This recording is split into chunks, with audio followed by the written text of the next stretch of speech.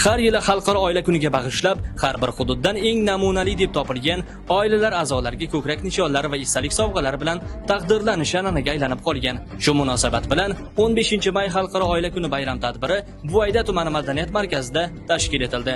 Buvayda tumani hokimligi, oila va xotin-qizlar bo'limi va madaniyat markazi hamkorligida 10 nafar oila boshi bo'lgan juftliklarga ibratli oila ko'krak nishoni topshirildi.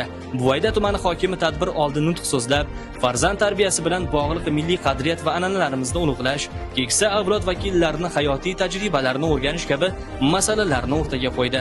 Mana bugun tumanimizda o'tgan tadbirda yosh oilalar ham ishtirok etishdi.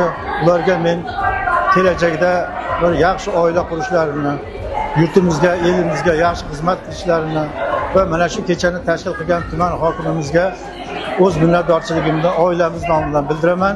Bayram tadbirida 53 ta mahallaning eng ibratli oilalari ham bevosita ishtirok etishdi. Tumandagi jami 64700 dan ortiq oilalar bo'lib, ularning 124 mingtadan ortig'i ayollarga to'g'ri keladi. Biz mana shu tadbirda tumanimizdagi eng namunali oilalar qatorida ibratli oila unvoniga, ko'krak nishoniga muyassar bo'ldik. O'ylaymanki, bu nishon bizga yanada katta mas'uliyat yuklaydi. Tadbir yakunida ibratli oila vakillariga tashakkurnoma va qimmatbaho esdalik sovg'alar bilan taqdirlanishdi. Madaniyat markazi xodimlari tomonidan kelgan mehmonlarni kayfiyatini ko'tarish maqsadida qo'shiqlar ijro etildi.